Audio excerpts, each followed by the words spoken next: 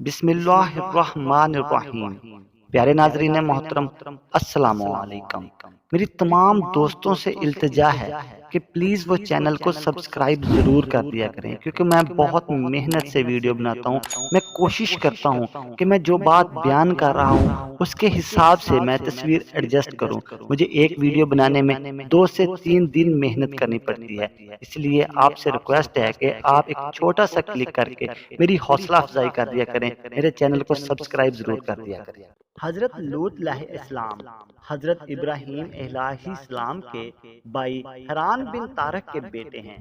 حران حضرت ابراہیم علیہ السلام کے چچا کا نام بھی ہے، جو حضرت سارہ کا باپ تھا۔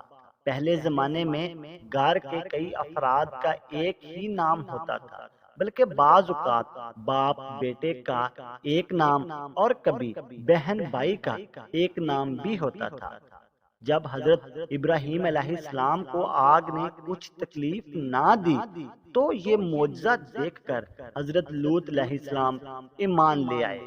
حضرت لوط علیہ السلام نے حضرت ابراہیم علیہ السلام کے ساتھ بائل سے حران کی طرف ہجرت کی، پھر وہاں سے مصر میں۔ اب ان دونوں کے ساتھ حضرت سائرہ بھی تھی۔ مصر سے فلسطین میں آگے اب ان تینوں کے ساتھ ہاجرہ بھی تھی۔ پھر لوط علیہ السلام حضرت ابراہیم علیہ السلام کے شہر سے تقریباً 18 میل دور ایک شہر میں دین کی تبلیغ کے لیے آ گئے۔ اس شہر کا نام صدوم تھا۔ حضرت لوط علیہ السلام نے قوم کو عبادت کی دعوت نہیں دی۔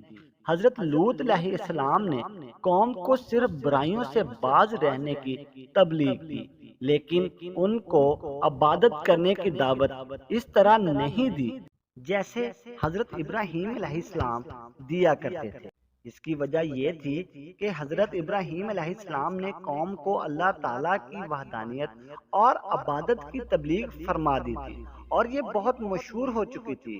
لوط علیہ السلام جبکہ حضرت ابراہیم علیہ السلام کے زمانہ میں ہی تھے اور علاقہ بھی قریب تھا، اور آپ کی قوم یعنی خاندان بھی ایک ہی تھا، تو آپ نے دوبارہ مشہور اموار کی طرف توجہ دینے کی بجائے اپنی قوم کو صرف ان کی خصوصی برائیوں سے ہی روکا، تاکہ یہ قوم دنیاوی اور آخرت کے عذاب سے بچ جائے، لیکن یہ قوم باز نہ آئی۔ لوط علیہ السلام کی قوم کی سب سے بڑی برائی لوادت یعنی مردوں سے برائی کرنے کی عادت ان میں کثرت سے پائی جاتی تھی۔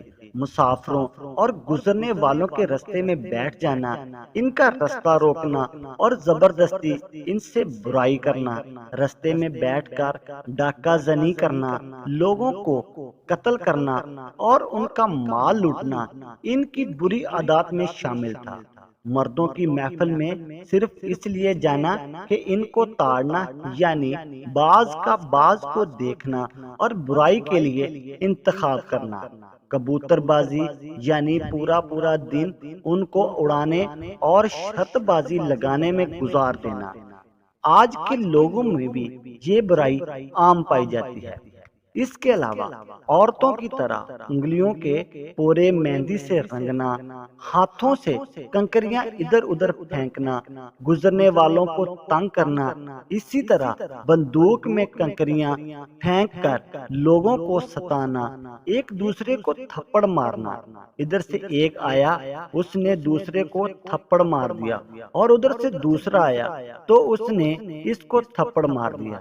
یہ بےہودہ فعل ان کا مزاح ہوا کرتا تھا، جو در حقیقت ان کے اباش ہونے کی علامت تھی۔ محفلوں میں لوگوں کے سامنے بلند آواز سے ہوا خارج کرنا وہ اپنی شان سمجھتے تھے۔ بلا وجہ اور بغیر عذر کے انگلیوں کے پٹاخے نکالنا، مزاح کرتے کرتے لوگوں کے سامنے ننگا ہونا یعنی چادر شلوار وغیرہ اتار دینا۔ ننگا ہونا، بے حیا بننا بھی قوم لوط کا فعل تھا۔ مزاح کرتے کرتے فحش کلامی اور ایک دوسرے کو گالی دینا۔ قوم لوط کا سب سے برا اور غلیظ فعل ہم جنس پرستی یعنی لڑکے کا لڑکے کے ساتھ بدفعلی تھا، جس کو وہ سرعام کرتے تھے۔ حضرت لوط علیہ السلام کی زوجہ کا نام وہلا تھا۔ یہ کافر تھی، اس کے دل میں نفاق تھا اور وہ وعدے کا پاس نہیں رکھتی تھی۔ حضرت لوط علیہ السلام کے پاس آنے والے مہمانوں کے متعلق قوم کو اطلاع کرتی اور قوم کی برائی پر خوش ہوتی تھی۔ حضرت لوط علیہ السلام کی قوم پر عذاب نازل کرنے سے پہلے جو فرشتے حضرت ابراہیم علیہ السلام کے پاس آئے، وہی فرشتے حضرت سارہ کو حضرت اسحاق علیہ السلام اور ان کے بعد حضرت یعقوب علیہ السلام کی بشارت دینے کے لیے آئے تھے۔ حضرت ابراہیم علیہ السلام بہت مہمان نواز تھے۔ 15 دنوں سے ان کے پاس کوئی مہمان نہیں آیا تھا، اس لیے آپ نے جلدی سے ان کو بنا ہوا بچڑا پیش کیا۔ آپ نے جب دیکھا کہ یہ اجنبی لوگ کھانے کو ہاتھ نہیں لگا رہے تو آپ سمجھ گئے کہ یہ تو فرشتے ہیں۔ حضرت ابراہیم علیہ السلام نے فرشتوں سے سوال جواب کیا۔ آپ علیہ السلام نے انہیں کہا، کیا تم ایسی بستی کو ہلاک کر دو گے جس میں 300 مومن ہوں گے؟ انہوں نے کہا، نہیں، ہم ایسا کبھی نہیں کریں گے۔ پھر آپ نے کہا، کیا تم اس بستی کو ہلاک کرو گے جس میں 200 ایمان والے رہتے ہوں؟ انہوں نے کہا، نہیں، ایسا تو ہم نہیں کریں گے۔ پھر آپ نے کہا، تم اس آبادی کو برباد کرو گے جہاں 40 ایماندار لوگ موجود ہوں گے؟ انہوں نے کہا، نہیں، ہم اسے کبھی برباد نہیں کریں گے۔ پھر آپ نے فرمایا، تم اس شہر کو برباد کرو گے جس میں 10 مومن رہتے ہوں؟ انہوں نے کہا، نہیں۔ پھر آپ نے فرمایا کہ اگر ایک مومن بھی وہاں رہتا ہو تو کیا تم اسے برباد کر دو گے؟ تو انہوں نے کہا، نہیں، ہم ایسا نہیں کریں گے۔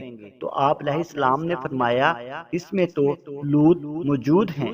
فرشتوں نے کہا، ہمیں معلوم ہے وہاں کون لوگ ہیں۔ لوط علیہ السلام اور ان کے ساتھیوں کو ہم نجات دیں گے سوائے ان کی عورت کے جو قوم لوط کے ساتھ عذاب۔ پھر وہ فرشتے حضرت لوط علیہ السلام کے پاس آ گئے۔ قوم لوط کو جب پتا چلا کہ لوط علیہ السلام کے گھر 2 خوبصورت نوجوان بطور مہمان آئے ہوئے ہیں تو وہ اپنے برے ارادے اور شدید جذبات لیے بھاگتے ہوئے آ گئے۔ ان کو خبر دینے والی بھی لوط علیہ السلام کی زوجہ وہلا تھی۔ وہ قوم اس بد فعلی یعنی ہم جنس پرستی کا ارتکاب کبھی چھپ کر نہ کرتی، بلکہ وہ لوگ سرعام اس برائی کو انجام دیتے۔ اس لیے حضرت لوط علیہ السلام نے کہا، کیا تم میں سے کوئی بھی نیک چلن نہیں؟ آپ نے ان کو بڑے پیارے انداز میں نصیحت فرمائی، یہ میری قوم کی بیٹیاں ہیں جو تمہاری بیویاں ہیں، تم ان کے حقوق پامال کر رہے ہو، حقوق زوجیت ادا نہیں کر رہے، تو نوجوانوں کی طرف ملان اور بد فعلی کا ارتکاب تمہاری بد چلنی کا ذریعہ ہے۔ اپنی بیویوں کے طرف ملان کرو تاکہ ان کے حقوق بھی ادا ہو سکیں اور تم بھی نیک ہو جاؤ۔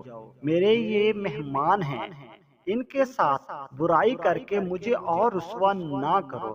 اگر میرے پاس کوئی طاقت ہوتی تو میں تمہیں مار مار کر بھگا دیتا، یا اگر میرے پاس کوئی مضبوط قلعہ یا پناہ ہوتی تو میں ان مہمانوں کو وہاں لے جاتا۔ فرشتے اب تک یہ بڑی خاموشی سے دیکھ رہے تھے۔ جب ان آباش کی گستاخی اور حضرت لوط علیہ السلام کی پریشانی اور بے بسی کی انتہا ہو گئی تو ان فرشتوں نے کہا، اے لوط، تم گھبراؤ نہیں، دروازہ کھول دو اور ان مسخروں کو آگے آنے دو۔ ہم لونڈے تھوڑی ہیں کہ یہ ہمیں آگے بڑھ کر دبوچ لیں گے۔ ہم اللہ تعالیٰ کے بھیجے ہوئے فرشتے ہیں اور ہمیں اسی لیے بھیجا گیا ہے کہ ہم ان بستیوں کو تباہ و برباد کر دیں۔ آپ ایسا کریں کہ رات کا جب کچھ حصہ گزر جائے تو اپنے گھر والوں کو لے کر یہاں سے چلے جائیں، لیکن آپ کی بیوی ان کے ساتھ نہیں جا سکتی۔ اس کا انجام وہی ہوگا جو دوسرے مجرموں کا ہوگا۔ حضرت لوط علیہ السلام اپنے ساتھ سوائے اپنی زوجہ کے باقی گھر کے تمام افراد کو لے کر رات کو نکل گئے۔ اللہ تعالیٰ نے زمین کو لپیٹ دیا۔ اس طرح آپ حضرت ابراہیم علیہ السلام کے پاس پہنچ گئے۔ پھر جبریل علیہ السلام نے ان تمام بستیوں کو اپنے پر سے اٹھایا اور اتنا بلند کیا کہ آسمان والے ان بستیوں میں رہنے والے مرغوں کی آوازیں اور کتوں کی بونک سن رہے تھے۔ پھر ان کو پلٹ کر نیچے گرا کر اوپر سے پتھروں کی بارش برسا کر تباہ و برباد کر دیا گیا۔ جب اللہ تعالیٰ کا عذاب آیا تو ان بستیوں کو زیر و زبر کر کے رکھ دیا گیا۔ ان کی فلک بوس عمارتیں زمین میں اوندھی گرا دی گئیں۔ ان پر سخت پتھروں کی بارش ایسی موسلادھار برسائی گئی کہ وہ سب خاک سیاہ بن کر رہ گئے۔ ان کی چاروں بستیاں اس جگہ آباد تھیں جہاں آج کل بحر مراد یا بحر لوط ہے۔ اب بھی بحر لوط سے دھوئیں کے بادل اٹھتے رہتے ہیں اور وہاں آج بھی زلزلے کثرت سے آتے رہتے ہیں۔ ناظرین محترم، آپ سے گزارش ہے کہ پلیز چینل کو سبسکرائب کر دیں۔ شکریہ۔